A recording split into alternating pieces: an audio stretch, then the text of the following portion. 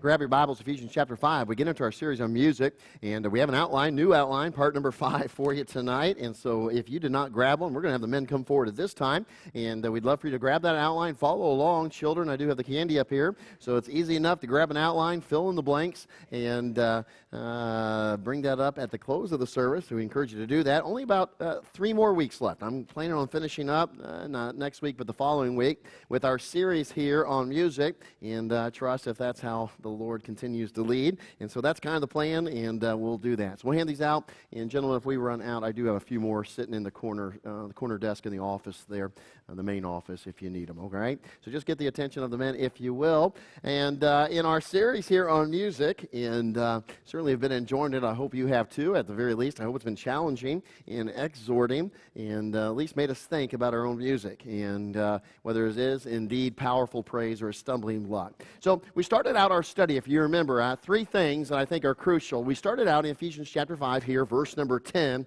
and we said, boy, one of our heart's desire as believers is to prove what is acceptable to our Lord. I truly believe in lordship sanctification, though I do not believe in lordship salvation. In other words, as we are being sanctified, brought into the very image of Jesus Christ, I believe the New Testament clearly, abundantly teaches that you and I are to make him the Lord of our lives. That he ought to dictate everything. We ought to submit everything to him and say, all right, does this please you? Is this acceptable to you? And so that's what Paul speaks of here in this passage. Then when it comes to the realm of music and certainly other things in our life, we said it's not about personal preference, but about God's principles. Okay, so we can apply this not just to music, we can apply this to many things in life, right? And I think of entertainment on television, I think of movies and things like that. It ought not to be about personal preference. Well, I don't like Westerns, I don't like that, but I like this. That's great, but regardless of what it is, we ought to submit it to God's principles before we submit it to personal preference. So clearly, and I know we're focusing on music here, but these are principles that apply to everything. And so we started out talking about that. And then we said certainly it could be personal. There's things that I like that maybe my children will like, maybe my wife as far as music is concerned, or songs that we lean towards, if we could put it that way. It can be personal, but only after it is biblical. And so we kind of started, kind of whet our appetite for that introduction. Then we looked at, first of all, the past of music. And we talked about the power of music, sets the mood, it sends a message, it speaks of morality, and all these things. I'm not going to go back and rehash everything. Then we jumped into the purpose of music, and we talked about how God created both music and you and I and everything else for his pleasure, his glory. It's crucial that we fulfill the intended purpose, not only with our own lives, but with the music in our lives. And then we talked about how God intended to be used as a tool, right? Tool of worship, a tool of renewal, and a tool of spiritual growth. Spiritual growth. I think that blanks there on the outline. Spiritual growth. Then we finished up. Here's where we left off last time, again, just a few weeks ago. And we came down to this concluding question. Okay, let's take all of that. Let's ask ourselves a simple question, letter number C. Is my music a tool that it should be? Because we understand that Satan loves to use music and everything else in the opposite way that God intended it. And God wants to take music, part of our worship. He wants to use it as a tool to build us up, and yet Satan loves to tear us down. Use it in such a way. And we'll talk about that some today, how he does so in different ways, and the music and such. He manipulates it, he changes it from how God created it in its balance and orderliness, so that in turn it doesn't build us up, it tears us down. And so, well, the question ought to be, what is the music I listen to doing in my life? How is it affecting me? How is it impacting me? And is it fulfilling the tool that God would have it to fulfill? I mentioned a couple things here. Again, this is brand new. We didn't get into this. Just a reminder, James chapter 2, you see it there, verse number 10, the reference at least. For whosoever shall keep the whole law and yet offend in one point, he is guilty of all. He is guilty of all. Galatians chapter 5, verse 9 tells us in that, and you see it there, a little leaven does what? It leaveneth the whole lump. So, again, looking at James chapter 2, verse 10, if the law is offended at one point, then the person is guilty of all. And so this is crucial for us, because we ought not to say, well, I'm going to hang on to that music. At least I don't listen to it all the time. At least I don't listen to it at church. At least no, wait a second. The little leaven leaveneth the whole lump. In every aspect of our being, we don't want it to be corrupted. We don't want it to be something that does not please God. We want the entirety of our lives, the entirety of our beings to please God, to honor Him, to bring Him glory. And so crucial for us to think about that. All of our music must conform to all of the biblical principles, guidelines set forth in the Scriptures. In other words, we fall short if we say, well, at least the words are biblical. At least this part is biblical. Maybe the words aren't biblical. The reality is we want it to conform to all principles, the orderliness, the reality of it being acceptable in God's sight. All the principles we want our music to correspond to that. All of our music, whether listened to at church, at home, in the car, or our phones, should fulfill the God-given purpose for music. Your music is failing you if all of what you listen to does not meet God's purpose for it, and you are failing to use a great tool that God gave you, has given us, to be used in the believer's life for growth and pursuit of Christ-likeness. Okay? So we come down to, all right, if that's the case, then we want to talk about some principles of music, some biblical principles. We want to apply these and say, okay, I want these to be good things in my life and such if we can, okay? Notice, first of all, letter A, we're going to talk about three main ingredients of fulfilling their respective roles. Three ingredients of music, and I am not a music scholar. I'm not going to pretend to be such. I've been around music a lot throughout my life, in church and other places certainly, and I'll just talk about the three basic. Honestly, if we're talking musically, we could probably expand it to 5 different ingredients, but there are primarily 3 that have been around for a long time and recognized as such, all right? So we'll focus in on those because I believe those are the greater part of music that is impactful, and certainly for our study here, okay? The first, as you can imagine, is what we're called the melody. Ephesians chapter 5, verse 19. You remember the verse, speaking to yourselves, you see it there in front of you, speaking to yourselves in psalms and hymns and spiritual songs, singing and making melody in your hearts to the Lord. Okay? Interesting verse, or interesting terminology and use of the word. Okay?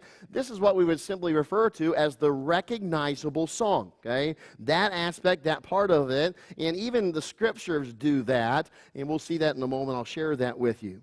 We would also refer to this as the horizontal arrangement of notes, which is the most recognizable aspect of the song, okay? The melody is the part that sticks out, or supposed to. It's the part that is recognizable, the aspect of it, okay? If I ask you to think of Amazing Grace, okay, and I did not know Pastor Aaron was playing that tonight, so it's kind of funny because we're going to do some things with Amazing Grace tonight, okay? So first of all, if I say Amazing Grace, immediately the tune that pops in your head is probably the melody. The melody, okay? I've asked one of our resident maestros, Brandon Solis, to come to the piano at this time. He's here to help me tonight because me playing the piano would be very sad, okay? And that would be an epic fail, okay? And so Brother Solis is here to help us, right? So he's going to play, and I believe Pastor Aaron played it on his trumpet for the first verse. I believe he played primarily the melody there. Is that correct? Pretty close? Okay, great. So he played the melody, and so I'm just going to ask Mr. Solis from our hymn book just to play the simple one-note melody, the horizontal arrangement of notes that we would call the melody. Immediately, you'll recognize it, okay? Mr. Solis?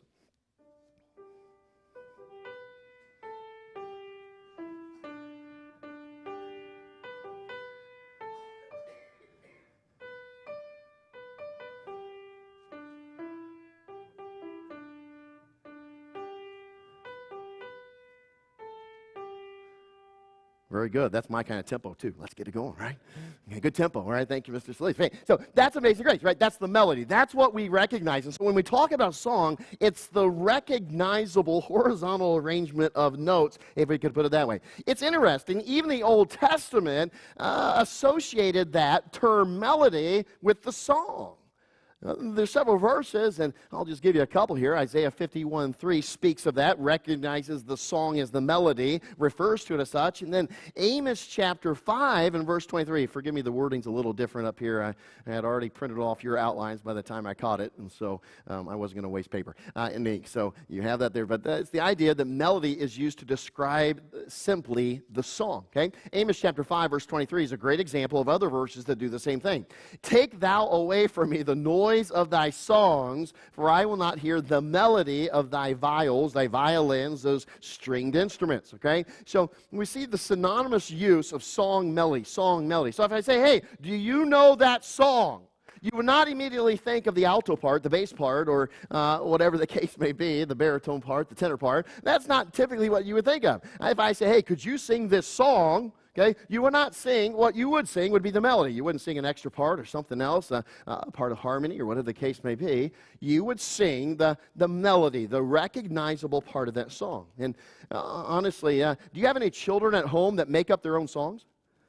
Okay, they're just walking along, and all of a sudden they're singing about things. Our kids do that all the time, it seems like, and so forth, and make up songs and such. Well, in a sense, anybody can make up a melody, right? Anybody can make it up, as it's the basic tune to the song, along with being the most prominent part of the music. And that, again, is key, the most prominent part. It literally can stand alone, okay? If Mr. Solis, he's not going to do it, we're to play that again, we can sing right along with that. We know that conveys the message. It's a recognizable part of it, okay?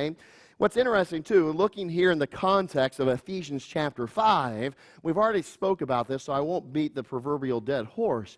But in the context of Ephesians chapter 5, guess what? We see it referring to, it's speaking to the Spirit. The melody speaking to the Spirit. So if we were going to break it down, the three main parts of the music, and we'd say, okay, what part of the person, the makeup that you and I are, does the melody speak to? We would take it from Scriptures that the melody, it speaks to the Spirit. Right? It encourages the Spirit. It is the thing that really conveys a message, as we talked about, to the Spirit. Now that makes sense, doesn't it? Why would God make the melody the preeminent thing, having the prominence in a song? If it speaks to the Spirit, well, why is that the case? Well, the reality is this. What does God intend music to do? Well, we've studied it, right? To renew us, to build us up spiritually, to grow us spiritually. So it makes sense that God would say, okay, the most prominent part of a song, I want it to be something that speaks to the Spirit. Because I've intended music to build you up. I've intended music to be used as a tool to increase your growth spiritually. So God has chosen that aspect of it to do it. As such, it reasons, now here's a conclusion we can make, it reasons that we should ensure that the melody is the main part of the music. It is what comes mainly through. It's not that you don't hear the rest of it, but the reality is we want it to be the main part. Increasingly, new genres of music that are introduced seem to minimize the melody and emphasize the other parts of music. Now, why would that happen? Well, I would guess, and I would submit to you, and I believe, that Satan would love, just like in marriage, just like in gender, just like in everything else. Boy, doesn't Satan love to mess up God's order? Doesn't God love to doesn't Satan love to stir up what God intended to be a certain way and gave instruction for it to be such? And I believe that Satan is well behind much of the music that takes the melody and supplants it and kind of puts other parts of music greater, stronger, more prominent than the melody. Some of these other parts that we'll talk about in the music, and they're parts that appeal overwhelmingly to other parts of our being, and I think that's why Satan loves to see them have the preeminence, okay? And we mentioned it earlier. The second part would be what we would call harmony, the harmony, okay? This is a unique part of music. In fact, it's one of my favorite. I like the melody, certainly, but I like how harmony is used in the composition of music, the performance of music. I love four-part harmony. I love a quartet, and I love ensembles that sing different parts, choirs that have all the multiple parts going on, and adding the harmony and things, melody being preeminent, and the harmony coming along. Why is that? Well, the harmony serves the role of a supporter. It supports the melody. It comes alongside and it helps to produce a whole and fuller sound. It magnifies, in a sense, the melody. It adds to it and helps convey the message and so forth, okay? Remember what we said. The melody is the horizontal arrangement of notes. Well, now we come to the harmony, and that's the vertical arrangement of notes. If you were to look inside your hymn book at Amazing Grace, you'd see, well, there's more than just the one note that Brother Brandon played when he played Amazing Grace. There's a whole chord. There's chords and that are played throughout Amazing Grace. That is the harmony added to the melody, okay? So I've asked Mr. Solis, he's going to play the harmony along with the melody here in Amazing Grace as it's written there in the hymn book. Go ahead, Mr. Solis.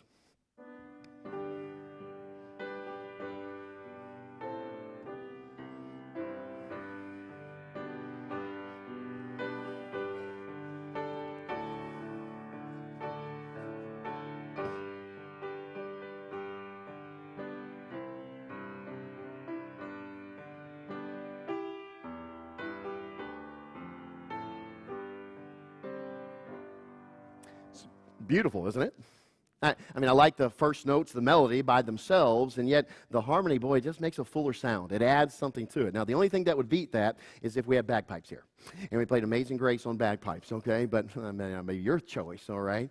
Hey, the key is this. Don't miss it. Right? So we added harmony, yet we all heard the melody having the preeminence.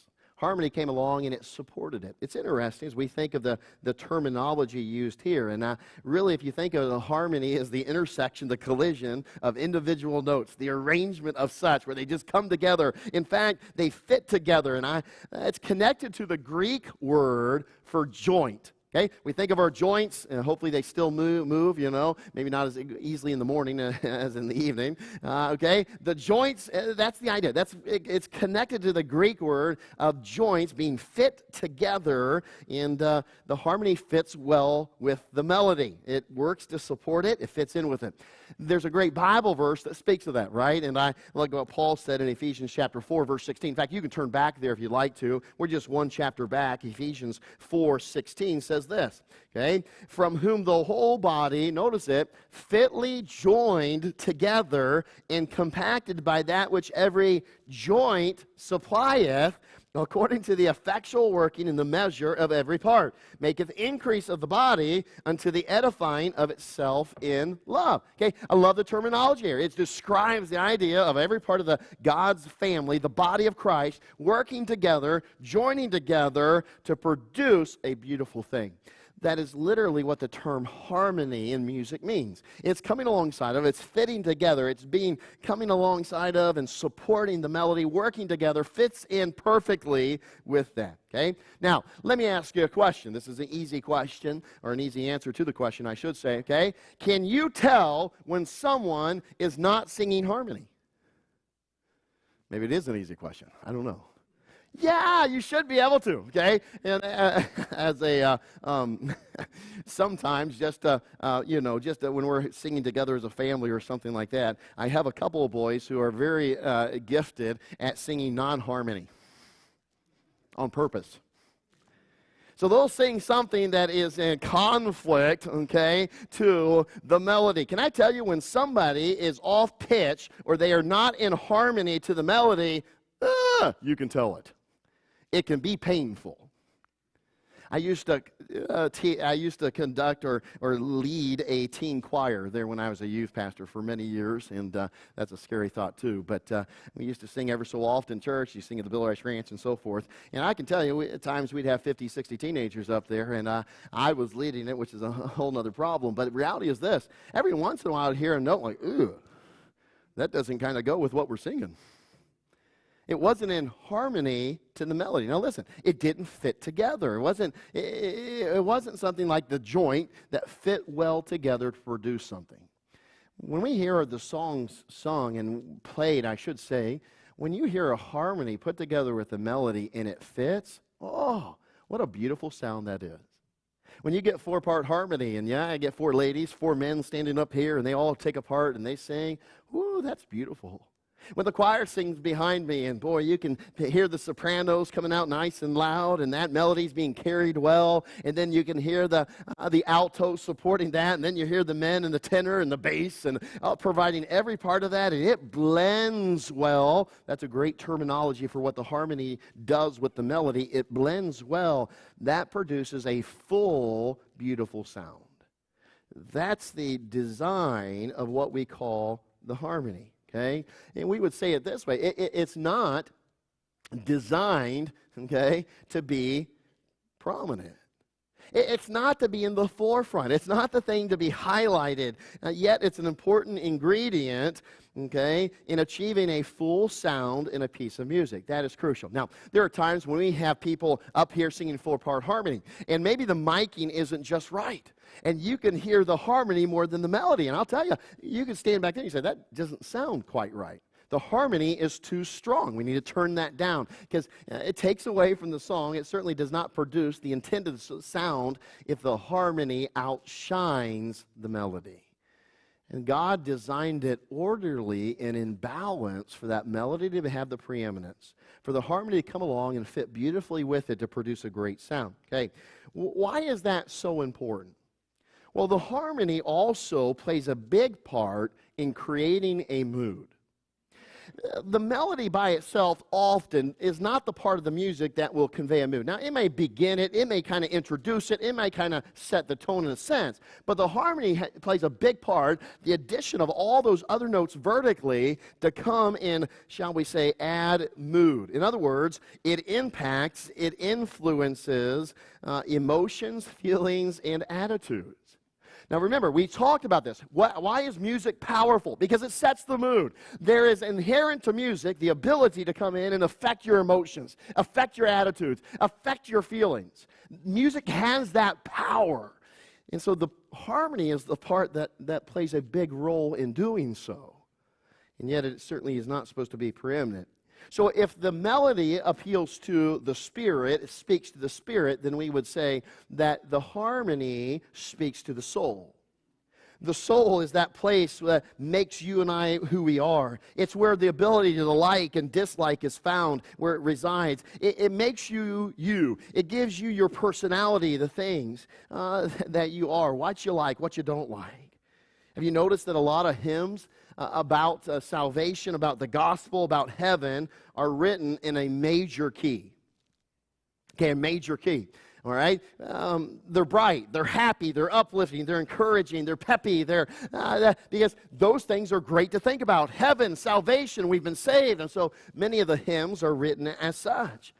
In basic music classes, even as children in school, we've been taught major chords typically are happy, minor chords are typically sad.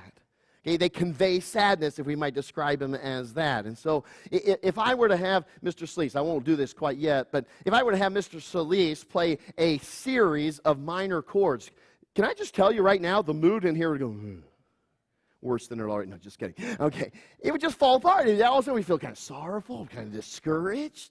And the minor keys just kind of give, they're not bad in proper use, in balance. In fact, there's some good songs, hymns that use a minor key to convey, help set the mood. In fact, as you would feel weighed down, sorrowful, maybe even discouraged, as they convey sadness, there's really nothing wrong with them, okay, if they're used in balance and in the proper place.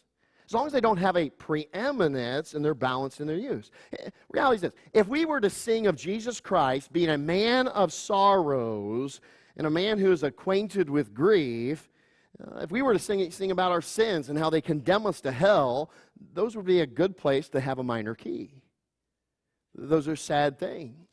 I don't know about you, but it saddens me, it breaks my heart that Jesus Christ had to go suffer on the cross of Calvary. And so the music can convey that, and even a minor key can play that role. Certainly other keys can too, but a minor key can help to convey that, to be very befitting. There's an obvious mood set through the addition of other notes to create a harmony. Okay, so let's hear it, for instance, and we'll take a secular song, if we can put it that way, okay? So let's take a common song, Happy Birthday. Okay? I don't know, is anybody's birthday here today? Anybody's birthday today? Okay, I think Brother Tom Bout's birthday was today, but he's not here. Okay, we could have sang happy birthday to him as a group. All right, let's listen to Happy Birthday being played in a normal major key. Okay, what is the key? F. Good, I put him on the spot. He did great. Okay, major key F, and the only reason I asked him because I forgot. Okay, major key of F. He's going to play Happy Birthday.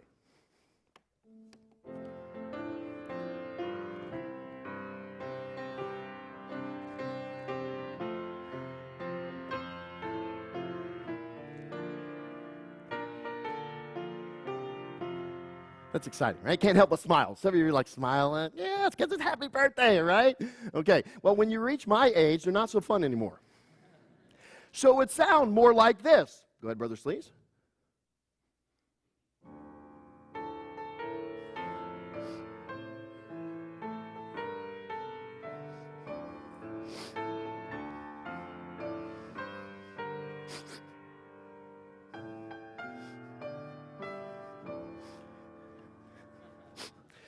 Two more years, the big 5-0 is depressing. What's the difference? Major key, minor key. The arrangement of the harmony, the arrangement of notes for sure. But isn't it amazing how it conveys different attitudes, feelings, emotions? You knew as soon as he started, like the first couple chords he played, and we're like, ooh, that's depressing. We should all be wearing black. No balloons. Why? Because it's sad. It's sad. Oh, it's sad. It conveys emotions. It's amazing what music can do and the power that it possesses. So we've got to be careful, maintain a melody that ministers to the Spirit, not a harmony, allowing to have the preeminence, outshines it, doesn't fit well in with the melody that communicates to the soul in a negative way. See, things will be out of balance, not in their proper order. And I mean this. I love good harmony. Boy, just give me great harmony. I love that in music. It's such a beautiful, full sound and harmony and such. It adds much to it, but we can't allow it to overtake the melody. If it overshadows it, we've got problems. Okay, now the third part, and often what we hear harped on, the third part of music is rhythm. We have melody, we have harmony, and we have rhythm.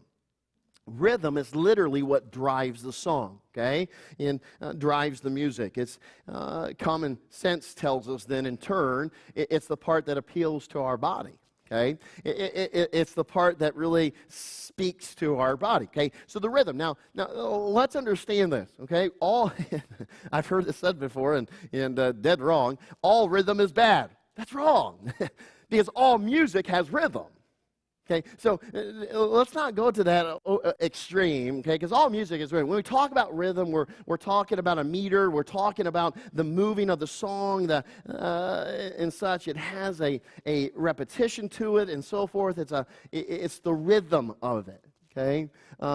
Many of us can pick up on a rhythm maybe, okay? I catch myself. Brother John was singing the special, beautiful song, and I catch myself. You know what I catch myself doing? It's called tapping the foot, by the way, in case you can't tell what it is. I tap my foot, and I catch where the beat's going and where that beat is placed and so forth. Because the rhythm is the part that speaks to the body. It conveys a message to your body. Okay? We take a march. A march is a beautiful thing. And march is conveying something to us in our body. And boy, it's easy to keep in time. Okay? When we think of marching music, John Philip Sousa and things like that, it's a cadence. It's a rhythm to it. Okay? So all music has rhythm. The rhythm is what drives the music. And it appeals to the body. Okay? The word rhythm, and I'm sorry, I left this off your outline, the first part of the statement, but the word rhythm comes from a Greek word that is rheo. That's the part you have in your thing, so that's why I just put that up here, which means to flow or to, and I love this aspect of it, to pulse. Pulsate, to pulse. Okay, that's from where the word is derived. Now think about it in terms, pulse. Now that's interesting. Every single one of us have a pulse, or so we hope. It's life. I should say, it's an indicator of life, right? Okay, you come across the body, you don't know if they're dead, if they're sleeping, what do? You check for oh my, I don't want to be around you ever if I'm dead or almost dying. Check for what? A pulse. Let's make sure. Now you might say, yeah, check for breathing. I get it and everything else, but check for a pulse. Let's see if they have a pulse, right? And let's see if that heart is still beating, the indicator of life and so forth, okay? So we get that.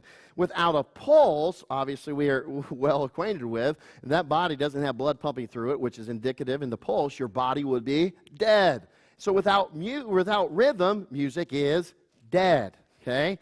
And yeah, you ever try to create or compose a song without rhythm? It's terrible, okay? And there's people who've done it on YouTube and other places. Don't listen to it. I would recommend it. It's terrible. It'll break your eardrums. So music without rhythm, right? It seems impossible. It really is. It's not really music, honestly, if you try to create such a thing. It doesn't operate well, okay? So without rhythm, music is dead. It just doesn't go anywhere. However, if you have too much of it or too much pulse, if you have a racing pulse, an erratic pulse, what will the doctor tell you? Well, you're sick. You're out of order. Something's not right here. You're seriously sick because you're not operating well. And sometimes when people have a low pulse, they are unable to operate as they normally would. If they have a high pulse, they're fluttery and everything else, and they can't operate as they should. They can't fulfill their intended purpose in what they're doing, and so forth. It's interesting about pulse. The same is true of music. If the rhythm isn't kept balanced and in order, we have problems, and the music is not fulfilling its intended purpose. You see, some in the world of music, I love this. I found this quote this week. Some people in the world of music, there's a genre of music that's called death metal rock. Okay. Now, there have been a couple people in my pastime that I have met that used to listen to that before they were saved. Okay. And heavy rock, you could also call it, and so forth. 70s on upward. There's many different groups, and many of us might be familiar at least with the name and so forth. Okay. In the world of music, secular world of music, here's how they describe someone who is just, I don't know if an expert or what, but here's how they describe the genre of death metal music. Here's what they said. It is music that has, quote, only rhythm, being almost completely lacking in melody, harmony, or understandable words. Isn't that an interesting description of heavy metal rock and other types of heavy rock, if we could put it a strong rock? It's interesting that even in the world, they understand, okay, what we have done with this genre of music, we have emphasized the rhythm and minimized the melody and the harmony and even the words, and it's all about the pulsating rhythm. Now, in a couple of weeks, we'll share some quotes and some other things about some different types of music. But one of the things that would often happen in a heavy rock, a metal rock concert and so forth, people would literally go into seizures. They would go into trances just from the music, the rhythm of the music being the preeminent thing that is the power behind it. Think about it. If a body has a pulse under control, in order, and in balance, that's a healthy body. If it's right where it's supposed to be, that's a great thing. The same is true of music. So as rhythm is part of the music that speaks to the body, our flesh, we are encouraged as Scriptures not to allow our flesh to run away with us, but keep it under our control. Rhythm, thereby, the same thing, by God's design, is to play an important but small part or role in godly music. It's there. The question is, does it have the preeminence? Is it out of order? Okay? Some of you may suffer from migraines like I do. Okay? All of us maybe have a headache or something like that at times. Okay? When I get a migraine, and sometimes I get the spots here, I still vividly remember there's a time I was sitting right down here. I forget who was up here. Nathan Childs, I think, was up here speaking, giving an update on something. And I remember I was sitting down there, and all of a sudden I got hit by a migraine. I could not read the paper, my notes. I could not read the Bible. I could hardly see in front of me because of all the white lights. If you've ever gotten a migraine like that, and I'm like, oh, Lord, this is not good if I have to get up and preach. I'll be like the blind leading, and that's not good, blind leading the sightseeing. Thankfully, Brother Nathan spoke way too long, and I didn't have to get up and preach. You might remember that. He actually went on a long time, and it was great and wonderful, and the Lord intervened because I had a migraine. You know what I can tell when I get a migraine? Certainly my head hurts and things like that, and sometimes I have to get in a dark room and shut off all the light and so forth. But one of the great indicators I can tell you is right now, when I get a migraine, all of a sudden, this part of my head just goes boom, boom, boom. It pulsates. Some of you have probably experienced that in migraines or headaches. In fact, I can just put my hand up here, and boy, it feels like my entire head is just pulsating. Sometimes I'll tell Erica, come here, and I'll put her hand up there, and she can just feel my whole head going boom, boom, boom. Okay? And that may just be some kind of animal trying to get out. But anyway, it's the migraine, I think, and that's my explanation, all right? But the reality is the chipmunk. Okay, we'll just leave it there. The chipmunk's trying to get out. Okay, so the reality is this, okay? Man, I can feel that. I can tell you when I have a migraine, because I can feel the pulse, all right? Just, even without putting my hand up here, man, my head's just throbbing. You ever have your head throb? It is connected to your pulse, obviously, and boy, I can just feel those blood vessels and everything else just boom, boom, boom, boom. You know what it tells me? The body is unhealthy. But you know, sometimes I really have to think, oh man, I need a pulse. Maybe my watches tell me I have a pulse, and normally I don't notice it, but it's there. Aren't you thankful you have a pulse that's there when you don't notice it? You might want to check right now. Some of you are looking like, no, just kidding, okay? So, hey, we got a pulse, right? It's indicative of the body being healthy. When I don't notice it, that's a great thing. But boy, when it's out of order and out of balance, I notice it. Can I just tell you, listen to me very carefully. Our God designs not only your body, but everything else with orderliness and balance. And my friend, can I tell you, the rhythm, even in music, it's there. It helps to drive it, but it ought not to be in the forefront.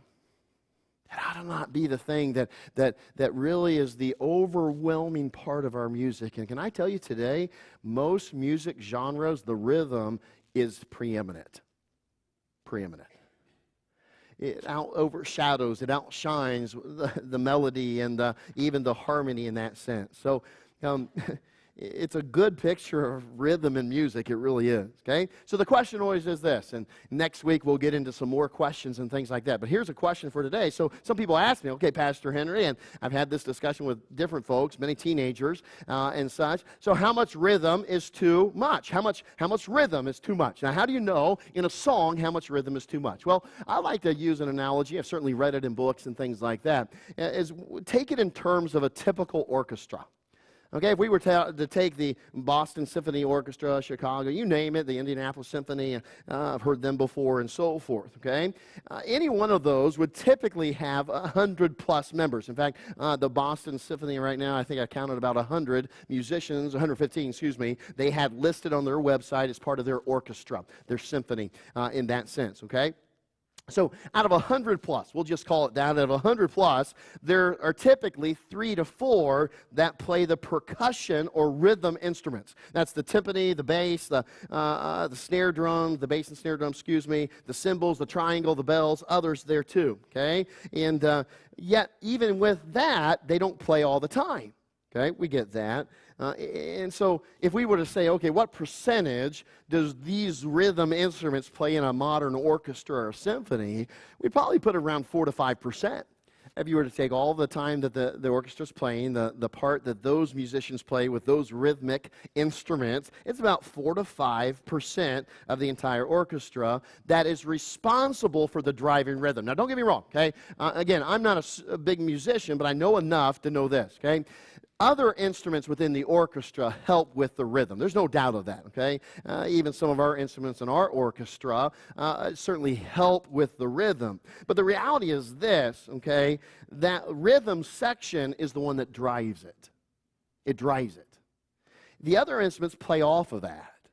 And that then sets the backbone, and yet the melody has the preeminence, okay? If in our orchestra we came in one time and all of a sudden we had 75% rhythmic instruments as opposed to others, you'd notice it right away. You would. You'd notice it. If you listen to an orchestra that was primarily percussion instruments and rhythmic instruments, 50%, you'd notice it. It'd be a totally different sound and a pulse to the music even.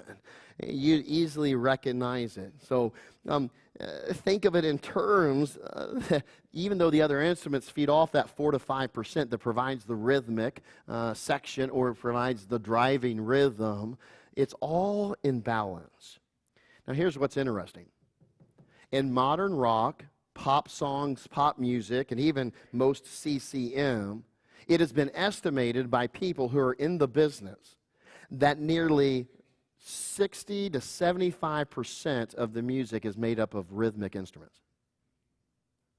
60 to 75% is made up of rhythmic instruments. And what's sad is that's true of many music genres even today.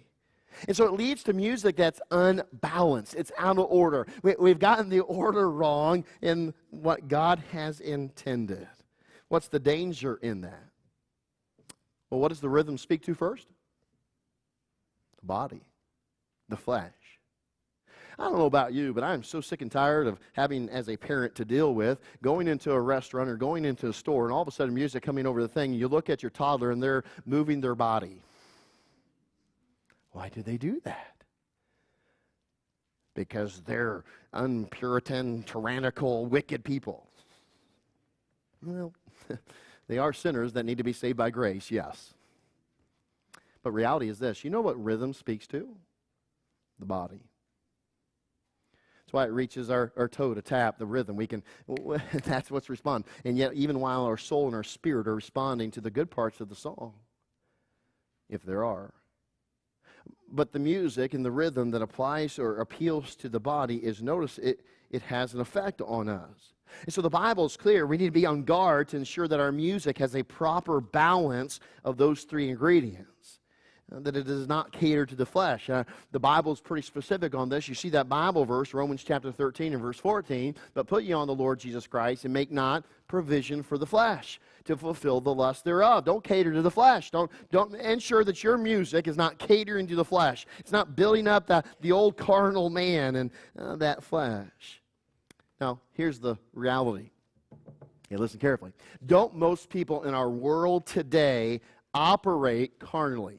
In other words, they are guided and dictated by what their flesh desires and wants. Aren't most people guided and directed by that? Well, we have to admit, yes, most people are guided by their fleshly desires, their carnal desires and such in this world. So doesn't it reason that the music industry and performers who want fans to buy their songs, come to their concerts, listen to their music, make their music appealing to the part of people that they're most governed by? Did you catch it? If most people are governed by their flesh and they just operate on what appeals to their flesh, their carnal desires and wants and so forth, doesn't it reason that the world at large is going to say, wow, if we can appeal to them this way, let's produce music that appeals to them? In fact, I would put it this way. It is no surprise. It is no surprise that most secular music today, and even some Christians called Christian music, is heavy on rhythm that appeals to the flesh, contains manipulation of harmony to push certain feelings and emotions, and is weak on melody. If you were to take the overwhelming amount of music that's out in the world today, and frankly even some that is labeled as Christian, the reality is you hold it up and you would find that it is out of order. It is unbalanced. It is heavy on rhythm that appeals to the flesh, that really gets us going flesh-wise, and it manipulates harmony to elicit feelings and sometimes lust and desires. There are songs we could play right now that will appeal to your fleshly desires, your lusts. Much of the world's music is like that. And then it is very weak on the melody. My friend, our enemy is no fool. He knows music, as we said in our study. He knows the power of it. And so you and I as Christians have to be on our guard. We have to understand that God has established a particular order and balance to music. We have to make sure that the music we listen to, the music we use for worship, and the music that we use in any aspect of our lives meets His order and follows what He's given us.